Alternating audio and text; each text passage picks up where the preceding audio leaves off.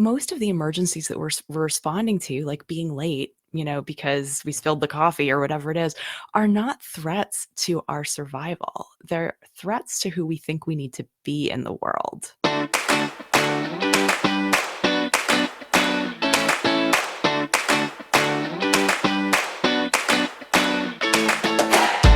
Hey there! Welcome to the Evolving Ageless podcast. Remember, this is the enlightened woman's antidote to aging. So, I am your host, Michelle Dreilich, and I am on a mission to change the way women age. So, each week, I am joined by experts in their field, and they're teaching us these little nuggets of information to help us make small changes that ultimately evolve us to be the best we can be and live ageless. Okay, so today is really cool. Have you ever had this experience where moments in your life seem to everything goes wrong, right? You might be late for carpool, or your car breaks down, or you miss an important meeting and the coffee pot overflows. It just seems like all of these things kind of bubble at the surface all at once, right? And you throw your arms up and surrender, and you think, gosh, this is just, I'm having the worst day.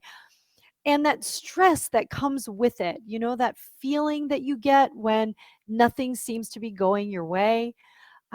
So today we're going to talk about the idea behind how just stress in and of itself starts a process.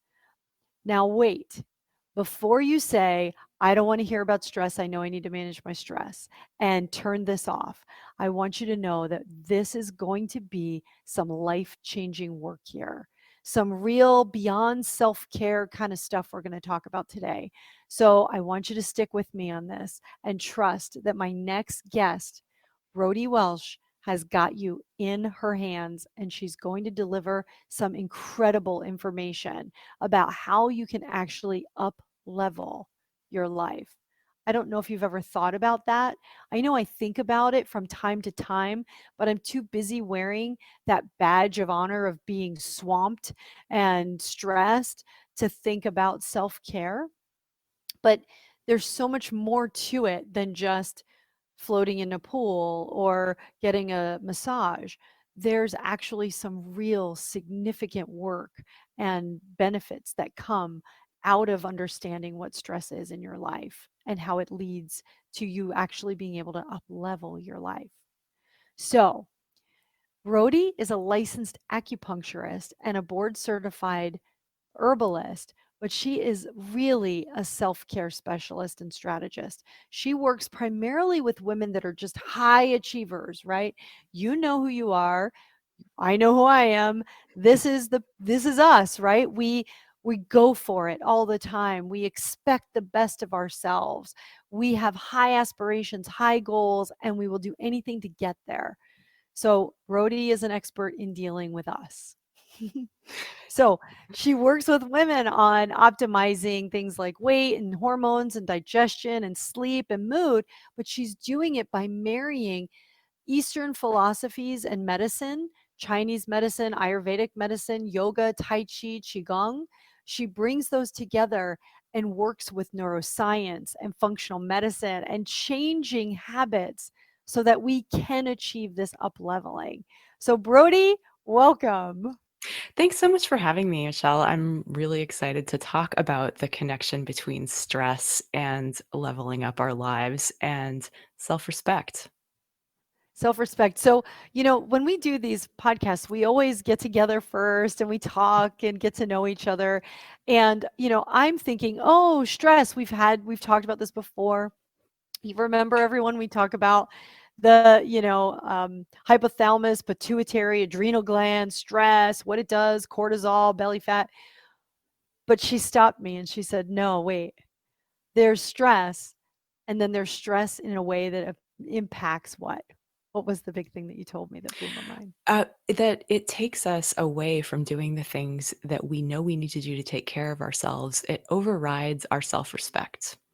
And Mm, that I see, I mean, it's like there's there's a different conversation we can have about stress. Like, so yes, most of as previous guests have articulated, the physiological response to stress is very expensive, right? When we think that when we're under stress, the fight, flight, freeze response kicks in, and metabolically, we stop digesting our food, we start digesting ourselves, our immune system, everything gets hooked into this response, and there's no off switch for it. And so it can wreak havoc on literally every system that we have.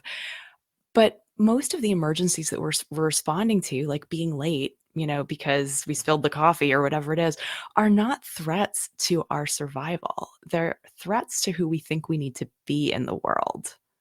And so for high achieving women, especially, we have these expectations of ourselves that a dent in that armor of I'm the one who always gets it done, or I'm the one who, this sense of who we need to be is the thing that's actually being threatened.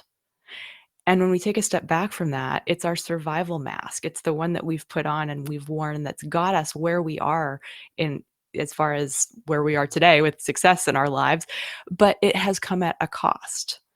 And that cost is kind of the rest of who we could be, and recognizing that we don't actually have to be perfect. We don't actually have to please other people in order to be okay. And that a lot of that stress goes away when we're willing to put down these social masks that we wear in order to feel safe.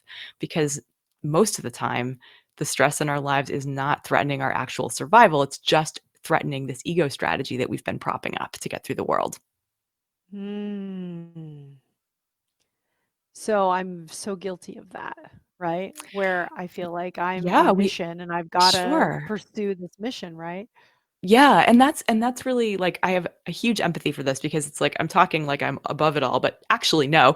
Actually I'm right here with you in terms of having high expectations for myself and a family and a business or two and a podcast and all this stuff. And I have big dreams. I want to change the culture and see us really putting down that busyness as a badge of honor and earning one bragging rights in favor of a culture where we take care of ourselves the way that we would want someone that we love to take care of herself.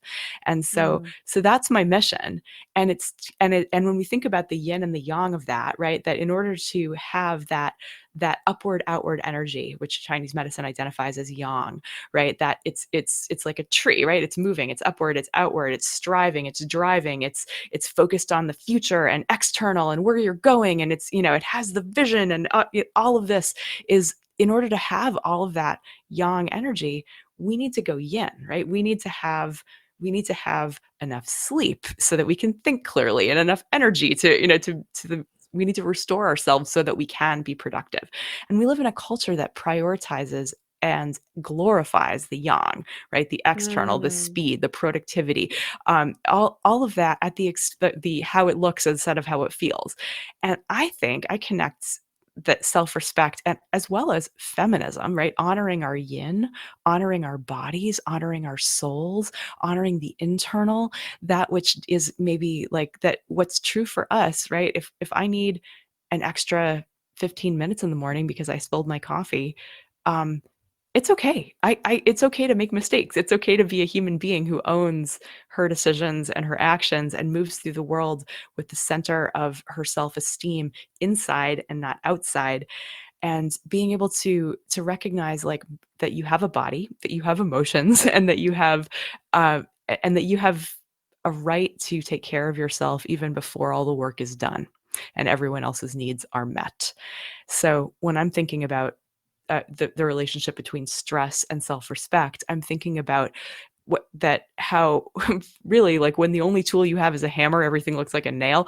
If we're used to getting Yeah. through life by pushing harder and doing it faster and pushing, and being more and more forceful and more harsh, we're not going to get the results that most of us want, which is a sense of, I mean, what are we doing this all for anyway, right? Like that we have important work to do in the world, but we also want to feel competent, confident, capable, calm, a lot of the C's, centered, and really, it's like so if we're doing this from a place of frenzy, it's not actually as grounded, centered, or productive as if we're doing it from a place of, okay, what's next? So Mm. in order to get to that place, it's it's where we are our most productive and our most present. It's like, do we get there on 3 hours of sleep a night? Do we get there by blowing off the workout that we know that we need? Do we get there by fueling ourselves with, something from a drive-through? Like that's probably not going to add up to our most resilient selves. Wow. Okay. Right? The it's funny because I think about this a lot because there's a balance. I'm a mom, I'm a wife, I'm driving here and there, taking kids, I've got pets, I've got responsibilities, and then I've got all of my work, which is so fulfilling and I wouldn't trade it. But when I get into these moments where I'm thinking, and hopefully, I mean, I imagine there are lots of people, especially type A people, that think like this. I started thinking, okay, self-care, especially during these times, because Oh I will yeah. say over the last 2 months, I've worked harder and more than I have, collectively in a while. So, 16-hour days have been the norm in my life Yeah. for the last 2 months. And so when I've started this process now where I have an 8-foot float. It's literally a round 8-foot circle. And I lay on it in my pool, fully clothed, because I can't get wet on it. It's Right. so huge, like a bed. And I end my night getting on that thing, no matter what time it is, no matter what time my last conference call or whatever it is, I get on that thing. But I will tell you, the more I think about self-care, then this other part of my brain that's sitting on my shoulder talking to me says things like, that's a narcissistic personality. When you start taking Right, care because of you're yourself, a woman, right? what Like is that? there's uh Why is that yeah, happening? there's a that voice, right? Like where is that voice coming from? Part of it is capitalism, right? Part of it is like work harder, that's how we succeed. That's what we're going to Yeah. reward. Part of it is socialization, right? Like how dare you have time for yourself if somebody else needs you, or because you have to prove Yes. yourself, like people with jobs, right? We all know that women are being paid less for the same work than men. So there's culture very real, and even more if you're a woman of color, that there's all these cultural incentives to overdo, right? To push past our natural limits of our bodies. And frankly, that is disrespectful to yourself. So I love that you Mm. have this ritual of floating in your pool every night. That sounds like a non-negotiable. It sounds like something that you know that you need to do for yourself. And yet there's this piece of like, can I really do this? Like, is it selfish? And it's the kind of thing where I will ask you, if you skipped that, would you like what kind of an effect would that have on the people in your life, like your family? Right, no question. Right, I get grouchier, I get short with everybody. Like, Right, "Okay, like hurry up, your say what you need to say." Yeah, so your capacity to adapt to change, to adapt to stress itself, Mhm. and to be present for the people in your life goes down. I would say, like in rough proportion to how much self-care time you're taking. And when I'm saying self-care, I do not mean pedicures, right? I do not mean spa Right. visits. I mean, first of all, we can't get those right now anyway, in COVID. But the fact that like I see that there's empty calories of self-care, which is like we consume it, it's one and done, and it might feel great in the moment. And I love massages and pedicures. I'm all for it. But what I'm talking about, like the true self-care habits are the ones that we need to be doing every day in order to show up as the best versions of ourselves. And they're totally not sexy. Right? It's getting enough sleep. It's nourishing ourselves. It's having a way to manage emotions, right? That which for most people, I would say involves some kind of mindfulness practice, some kind of gratitude practice, some awareness practice. It involves making time for our joy, and it involves making time for what's most important in our lives. And it's fine, right? Like to go in and out of seasons where you are doing the 16-hour days because your work is something that you value. But it can't be that all the time, right? It can't be Mm-mm. summer and then summer and then summer all the time, right? It eventually has to go through the Right. cycles of the seasons, which is what Chinese medicine teaches us, that there's everything in life from the intake and exhalation of breath, the lub dub of the heartbeat, the flow of the menstrual cycle, the flow of the digestive system, everything happens in rhythm. And so just like we don't go, it's not day 3 times in a row before night, right? And so we need to pulsate between times of activity and times of rest and rejuvenation.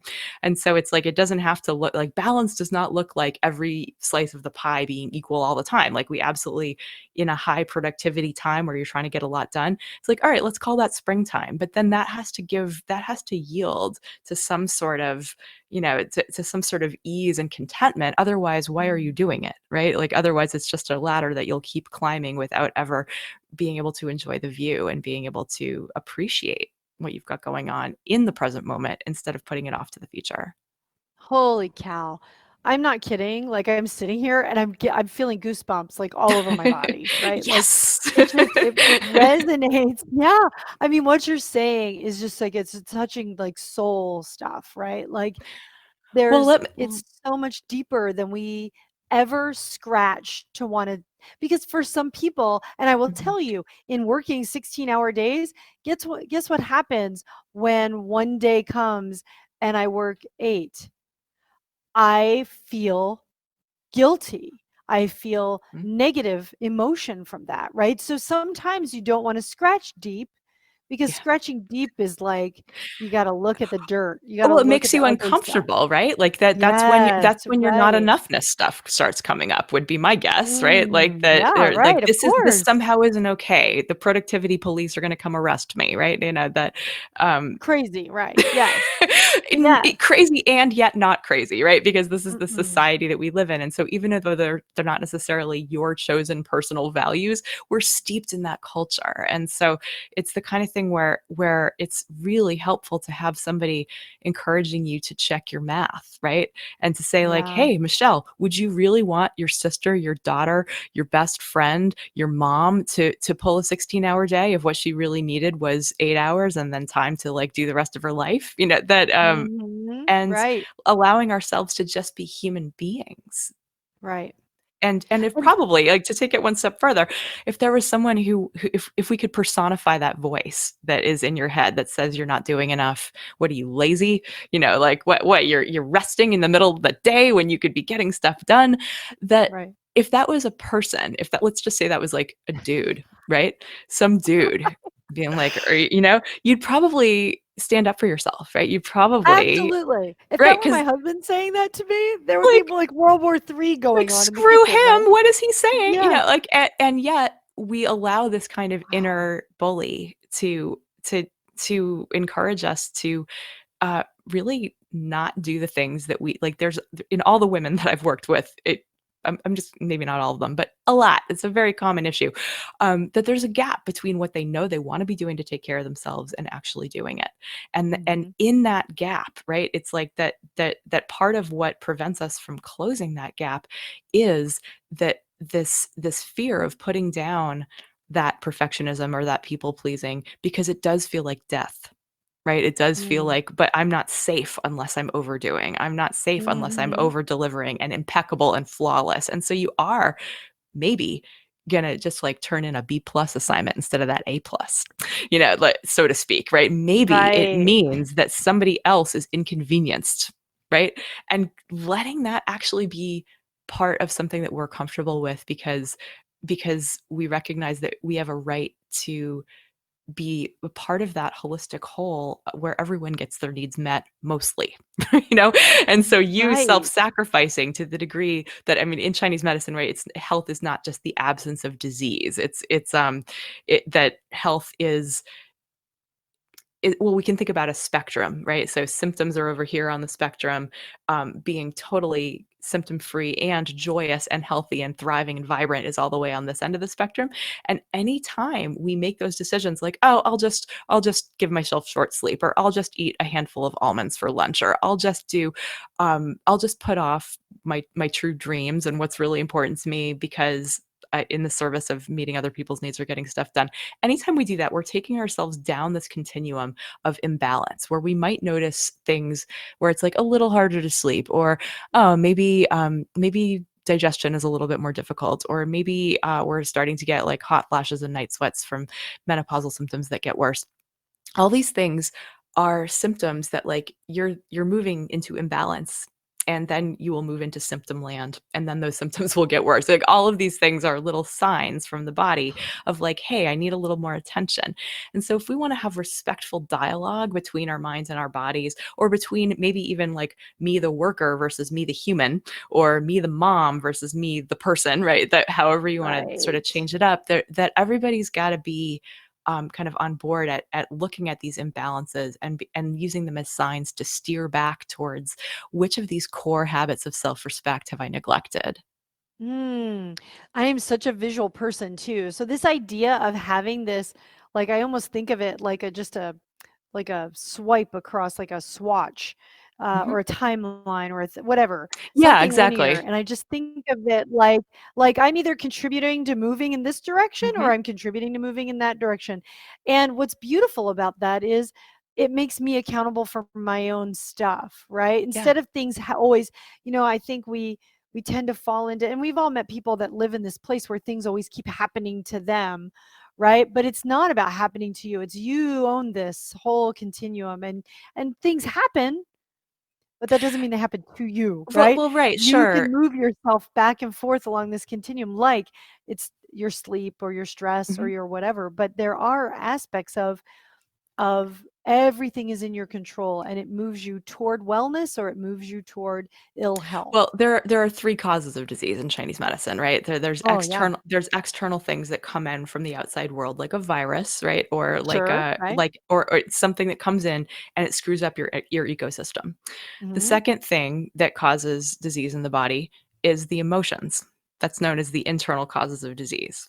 Hmm. And so it's not Yep. that emotions themselves are a problem. They're only a problem when we either repress them and don't allow them to move out, right? Emovere is to move out, literally. So this idea that Ah, emotions are energy. So to emote is healthy. It's to get them out of the body.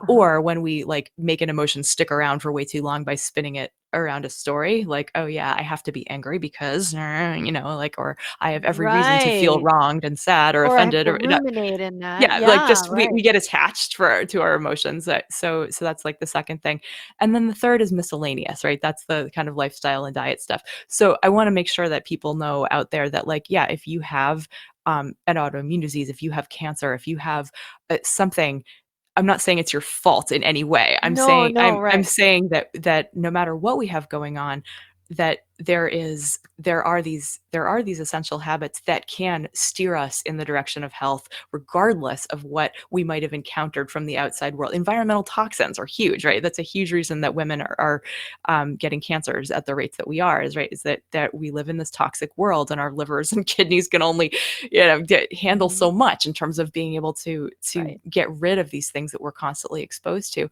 We set ourselves up for doing that better when we do these Mhm. self-care habits. And in and of themselves, stress can be a cause of disease. That's sort of my other point, right? Is that stress in and of itself is a cause of disease.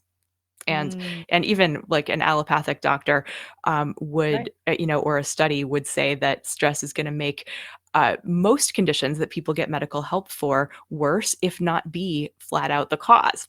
So it's the kind of thing where like looking at what am I buying into that's Right. causing me to not take care of myself in the ways that I know I need to, and that Mm. is how we can break up with stress for good. So you've talked so that's are we getting it? Like it's sinking in for me, right? So I love this visual of always, maybe it's because I'm so visual, but being able to impact. These are all choices that I'm making. What I hear you say is Yeah, these are yeah. all choices Well, that I'm and making. they're choices or what like Empowerment, or really. their habits, right? Because choices implies like, Right. "Huh, am I gonna meditate today? Am I gonna work out? Where am I gonna work out? What am I how am I gonna meditate? Is it gonna be, like, what am I gonna make for dinner? What am I," like Right. these every Yeah. single one of those choices takes energy away from our big important work in the world, right? Whatever it is that is important to you that needs your brain power, you're depleting it every time you ping your brain with a little decision like, should I do Yeah. this now? Should I do it later? Blah blah blah. So I'm a huge fan of putting these rote things that like we all know we need, just getting them into autopilot, because once they're there, you don't make a choice of, am I going to work out? Am I going to meditate? What time? How can I go, get to bed on time so that I can, it's like, it just happens. It happens. Mhm. And it creates this foundation of ease in our lives that we can just rely on it. Because if we have like, for example, a rock solid morning routine where we're able to get up, set our priorities, do some meditation, do some exercise, and then nourish ourselves, it's like, boom, we are setting ourselves up for, first of all, to have a way better day than if we start off late and behind the ball and stressed and feeling like we need to wedge in the things that we know we need to do to feel our best and to show up with the best clarity and creativity for our jobs. And so it's the kind of thing where if we just start, if we start at the top of our own to-do list at the beginning of the day, we're much more likely to stay there. I like that. I like the idea of building it, just making it a non-negotiable, like my floating, right? Yeah. It Yeah. doesn't And have to be an hour. It's 10 exactly. minutes sometimes. Sometimes it's Sure. like I still need to do it because if I stop Mhm. doing it, then I feel the consequences of it. Well, So, and you're speaking to making it modular, right? Like it's sometimes it can be this long, luxurious float. Other times you're cutting it short if that's the day mhm, that it needs to be, mhm, but you are doing it no matter what because mhm. you know how important it is to the rest of your life. And Ah, so, so think about it. mhm, Meditation is the same way, mhm. exercise is the same Yeah, way. I mean, right. if you tell yourself, I'm just going to go out and I'm going to walk, take a brisk walk or take a run or whatever your mode of exercise. But if I have to, I'm going to cut it short Yeah, because today yeah. is It that kind of day. exactly. If you only have 20 minutes, like that's well, first of all, there's a lot of science that says that No, that's that most good. of the 20 minutes. benefits of exercise happens in 20 minutes. Yep. But it's also so thinking about like of well, and the ability to affect our physiology in terms of managing stress, the fastest way to manage stress and to get ourselves out of fight, flight, freeze is with our breath. And so being able to Mhm. just do even 60 seconds of mindful abdominal breathing can be enough to shift gears. So recognizing that like there's always something that we can do to press pause and see if we can stop being in that like in that very metabolically expensive stress chemistry situation that's taking, that's like tearing us down, right? It's a catabolic process, right? And that Oh. and instead start like, how can I align with calm? How can I align with ease? How can I get my nervous system into parasympathetic so that I can once again move from a place of centeredness as opposed to reaction? And so, and it doesn't actually Mm, take long. But it mm. does take practice. So for meditation, for example, if that's something, if that's a habit that you've been trying to onboard, anyone listening to this, that I would recommend making that a non-negotiable, even if it's just for 1 minute, because you're also your identity shifts. You go from being somebody who is thinking about meditating to someone who is meditating. And when your Mm. identity hooks around something for exactly the reasons I was describing earlier, right? We get attached to being the person that gets it done or the rock of the family Right. or whatever it is that you take pride in. It becomes part of your identity. If you become someone who meditates even for a minute a day, you're a meditator. You become an athlete when you adopt the habits of athleticism, when you go for, Wow. you become a yogi when you start practicing yoga. You become a writer when you write, etc. And so it's the kind of thing where once you start thinking of yourself as like, oh yeah, like I'm committed to my meditation practice, even though it's short, it fundamentally changes, it's no longer optional. It's just it's part Mm. of your identity. And you're much more likely to do it, because to not do it is to vote for a different identity. Oh my Right? A lot of gosh. the So good. that stuff is informed by James Clear, who writes a lot about habits, and Yes. I really Atomic appreciate his habits. work. I've and it's that's part of teaching, part of what I had to do as a practitioner to get my very motivated, very smart, self-aware patients to actually do the things I was telling them to do on my little self-care prescription pad, Yep.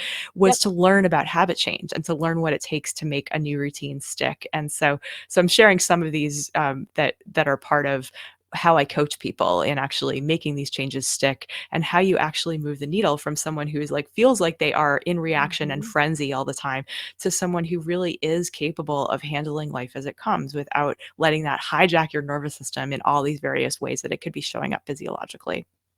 That is crazy. The other thing is Atomic Habits is the book from James Yeah. Clear. But also he's done some of his work off of BJ Fogg from Yep. Stanford. Mhm. And so that's another, I mean, just to prove how real this is, okay? There's a gentleman that runs it's like the habit change. It's like a whole degreed program for Yeah. habit change out of Mhm. Stanford. It's like a master's program. And the idea of starting very small and just doing something consistently, even if it's not like, I think the example that I've always learned is like floss one tooth. Yeah, exactly. And Yeah, then before you know it, you'll be right. flossing them all Well, because and do the one idea push of up. exactly, and it's compound interest, right? Like, we all know the Yeah. power of saving money and that how interest compounds over time, and it's the same thing with habits, right? That if we think about our health trajectory, like when I'm working with someone, it's you can see dramatic change just as you orient your compass from northwest to northeast or to northwest, right? Just that tiny little degree of orientation difference. Then you start walking that path and you end up literally like thousands of miles away from where you would have been otherwise if you Ah, hadn't made right. that tiny little change in orientation. But you don't see it Right. at first. You see it over time. And so that's the kind of thing where it's important to get out of this black and white thinking that a lot of us can, especially those of us who hold ourselves to high standards, we can fall into this kind of perfectionistic, like all or nothing mentality where like, Mhm. oh, if I don't have an hour, it's not worth doing. Or if I don't have, so like it's another argument for the make it modular thing. But also just the idea that we'll get there eventually. But it's about commitments. And it's so if we think about like, who do I want to be in the future? Right? Like what does the me in 10 years look like? What does she need from me to be doing now to support her where she's at in the future? And Mm, so it's not the kind of thing where like where is it for example with maybe like sugar or alcohol or caffeine. It's like it's fine to have a glass of wine, but my future self probably isn't going to appreciate if I start having 3 per night, for example, or sugar for that matter. It's like, what do I want my relationship to be, knowing that as I reinforce that, I'm carving a habit groove. I'm carving a what fires together, wires together, neuro connections that lay down the foundation for things that just happen automatically without us thinking about it. So we can either be building habits for our future self that are going to engender health and happiness, or we can be building a structure neuroplastically that actually creates a life that we're not actually going to be thriving in, right? That's not going to make us feel our best, or is going to potentially undermine our health. how crazy is this? So think I'm just sitting here thinking like as women, as moms, as spouses, you're my kids are 16 and 14. And so I'm worried about their future, or Yeah. I'm excited for their future. Hmm. Whatever for their future. For my work or for my business, I've got goals and my plans for my future. What's interesting is I've never until today thought about what does my future self want me to do now? Because it's true. We all are guilty of saying, I wish I knew 20 years ago to wear sunscreen every day, Yeah. right? Uh-huh. Because Right. my future self, which is Right. now, would have certainly appreciated having a few less of those, wrinkles from the sun. Yeah. So I've never thought of it that way, but I mean, this is like Oprah moment stuff here we're having. Like, I love it. seriously, Well, well, that and if we think about the that's regrets of amazing. dying people, right? When we think about people on Oh their my god. deathbeds, Right, like right, it's all of it's us. like okay, so that it's maybe a less morbid version of that, right? That like that we know that one of the people, that very few people think, I wish I'd worked more. Like Yes, as they're in those right, last moments, right, right, right? It's right. usually more like, I wish I'd stopped caring what other people think earlier, Yes, right? I wish I'd right. finally made time to do what I really wanted to do. And that's ultimately what I'm in this for. I want Mm, us to reclaim our self-respect and take our dreams seriously and take like, what do we mhm, want out of life? This is our shot, right? And so if we're going to be on the planet for however long we have, uh, living as much of it on our own terms in accordance with our own values is, I think, as close to self-actualized as any of us can get, right? And so that Wow. requires staying connected enough with ourselves that we know that we are kind of living out that value and not living out this, like, what we need to do to stay safe is very different than what we need to do to live our truth. To thrive, Yeah, yes, and live your truth. And so to take that discussion that we're having, imagine the future self that you want, and then yeah, ask yourself, yeah, what does that future self want you to be doing? So it's not about like exactly. on your deathbed, what do you wish you did, Yeah, regret, bleh, no, exactly. negative. Right. It's like picture your perfection of what you want to Mhm. embody Yeah. in the Like, future and work backwards right, to does today. you It's would so you in 10 years want you to stay up late finishing this project? You know, like, would the you from 10 right. years from now, that would just be, and maybe she's a little wiser. Maybe she has wisdom that you can channel today. Yes. How great. It's that, it's funny when I was younger, you would see those older ladies wearing purple clothes and red hats, and they were and there's a poem actually, when I'm older, I'll wear purple socks, right? That Purple with a idea red that hat, which when doesn't go and doesn't suit me, right? that's right, which is the It's most boldest statement of, I know who I am, Mhm, and I'm confident in who I right. am, no matter what And that's surrounds. actually it, is that every time we That's take probably care. why they picked those 2 colors. Nothing clashes more. Right, exactly, right, So and smart. when we are making decisions that are overriding our energy integrity, right, when we know that we are expending more than we are giving back, right, when we're yang addicted, when we've bitten that hook, we're not Oh, honoring our yeah. yin, Yeah. then it's like we are actually telling ourselves, like, "You actually don't matter." You don't matter. Right? Right. You don't matter. However, when we reclaim our sense of "I matter, I'm worthy," like, back off, like, I let me take care of myself in the way that I know I need to take care of myself in order to show up for me, for the people I love, and for my work in the world, right? Not selfish, but actually bringing my best self forward, helping to birth that when we the more we act as though we respect ourselves, there's a feedback loop. We actually start to. Right? So when I decide it's 2 o'clock in the afternoon and I've done enough for the day and I'm gonna just go for a walk, even though it's 2 o'clock in the afternoon, I know right? you're scaring me. Yeah. Right? Rebellious. But I am Mm. telling myself that, like, that's a statement of, like, "Oh, yeah, my happiness now matters." Mm. Let's take a deep breath on that. That one, like everything you just said was so poignant, so perfect, so easily understandable, makes so much sense, but probably not what most of us are doing. Like it is And that's it's heartbreaking to me. connection. It's like, as Yeah. someone, I mean, I firmly believe that and there is, well, I firmly believe that whoever's listening to this, that you have a right to take care of yourself, and it's and when in doing so, it is the most powerful thing you can do for anyone else and the world. And when you Yes. really start, if you were to trust that, and if you were to do some experiments, if you were to try to put some boundaries around what matters most to you, if you were to try to automate these habits of self-care that we all need to thrive, that you would show up differently in the world, and you might like it better. It might feel a little Mm. bit less like whether or not you're okay, that becomes sourced internally instead of outsourced to a Mhm. faceless they.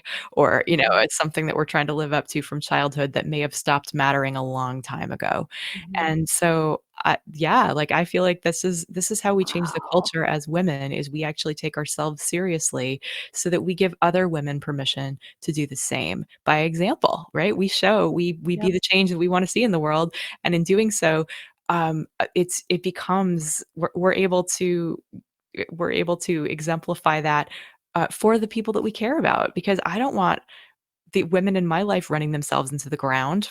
Mm-mm. I want them No. to be happy. Right.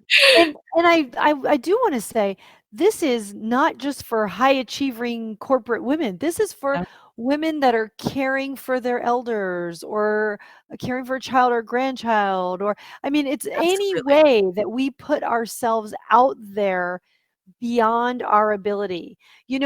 I I remember this idea that someone told me once, when there was a time in my life where I was in the corporate world and I dropped out for 3 months and went to massage school because I wanted to just chill, and so I stopped all my travel for work. I kept working, I just didn't travel for 3 months, and every night I would go to this course, and they said, right, like, "You cannot give from an empty cup, from an empty well.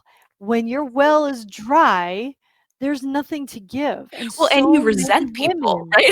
Like, anger that's and your anger. yeah. Yeah, and you, right, because your soul, your you knows this is not right. This is not okay. Yeah, and But we it's ignore that voice and think, "Don't be lazy.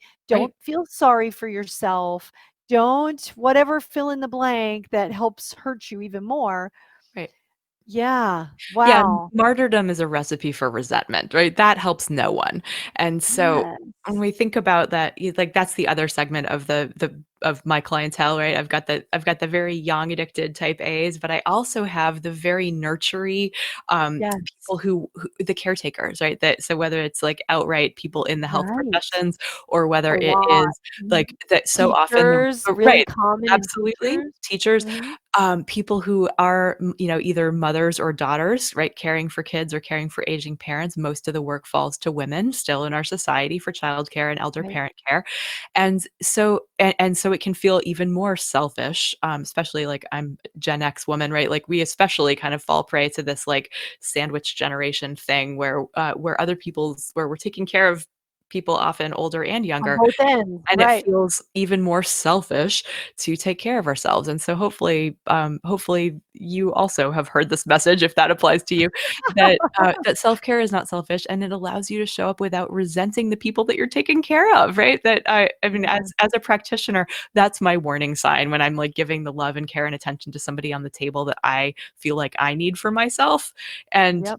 and it's the kind of thing where like it is really hard to pour from an empty cup. It is really hard to be truly kind externally when we're not including ourselves in that equation. Mm. So, Brodie has her own podcast called A Healthy Curiosity. Why don't you talk to us about that real quick?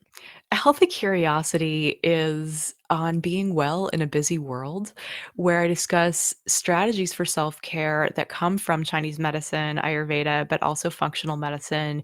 And it's sort of part personal growth. Like there's episodes on things like confidence and authenticity and perfectionism and people pleasing, but there's also deep dives into like Chinese medicine and hormones, or how to get good sleep, or that all these things. And so it's kind of a something for everybody. I'd encourage people to look through its catalog and download the episodes that apply most to you, because it is we're going on almost 4 years, and Wow. and I love doing the show because just like this conversation today, I get to talk to people who are doing really cool things in the world and bring their expertise and enthusiasm, and then give my 2 cents from the Chinese medicine or energetic side of things. So I'm not good at playing dumb and just letting people have their soapbox. It's definitely a dialogue that, if this stuff is interesting to you, the connection between health and personal growth and personal evolution, then Mm. yeah, a healthy curiosity is your show. I love it. Also, Brodie has a free breathing meditation. Remember, she talked about how even in just a moment or two, you have just a minute or two, you can change the way you're breathing, which will change physiologically things going on, mentally, spiritually, all of it kind of just can change and level out, right? And Yes. so on our website evolvingageless.com, and in our show notes, we'll have a link so that you can download that free breathing meditation. Give it a try. See if what I find is I'll meditate in the morning before my feet hit the ground, at night before my feet um, when my feet are resting for the final part of the evening. But then I noticed, even during this podcast, when there are things, powerful things, whether they're stressful or joyful, whatever they are, I find that I automatically just take a deep breath, Yeah. and I just You've like trained soak that in. yourself. You've I'm practiced on trained that yeah, way. Yes. exactly. Right. So I think what a great thing, what a great gift you can give yourself to take this free breathing meditation and just start applying it and simple places throughout your day, even just once a day. Get started. I love your idea. Like once you start meditating, you're a practitioner of meditation. And once you start exercising and taking athletic direction, you're an athlete. It's beautiful and it's wonderful for our self confidence, our self esteem, our self care, and most of all, I think our self respect. I love Indeed. this. And all of those things that we think we are aren't true, right? Because at our Oh, core, we're so much bigger than any of these labels. And so being able to like being willing to like identify, like you can identify as all these things mhm. and none of them are the truth of who you are, right? So you No. can put And down they the come from a perfectionism, you can put down the people pleasing, you can put down any of the practices and ultimately like what are you, right? Like I think that I'm energy in a body that's supposed to that has a consciousness, that has a mission and a purpose, and that if I can align with that, then that's the most important thing. And so for me, it's like it comes it does become a spiritual question. It comes back to like that. What do you think your life is about, and how can it be that? mm, I cannot add to that. It is so perfect. Really. That's powerful stuff, right? And that's why I said in the very beginning, don't press pause, don't exit out of this one because this really can be life-changing for people. I think just hearing the permission that you I owe hope it to so. yourself Yeah. is important. Yeah. Brodie, thank you so much for taking your time out. I know you are swamped, and I know that you are taking care of yourself while you're taking care of others. So I really appreciate your time today. It's a real privilege to be able to share with you and your audience and to connect in this way because I'd really love to see our culture go a little deeper and for us to find Mm, compassion and love for ourselves. And that allows us to make that even more abundant in the people in our lives and for our work in the world. I believe that each and every one of mm, us has something important that is a gift to the planet. And the more that we can align with that, the better off everyone is. So it really is a privilege, and I appreciate you having me on. mm. You are the gift, my friend. You are the gift. So check it out, a Healthy Curiosity podcast. And also go to Evolving Ageless in our show notes today with Brodie Welch and download that free breathing meditation. Give it a try. See if you can make space in your life if you're not already doing that.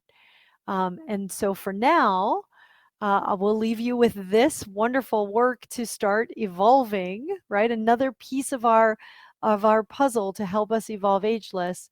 And in the meantime, I will be back here next week, same time, same place, and I look forward to it. But for now, keep on living ageless.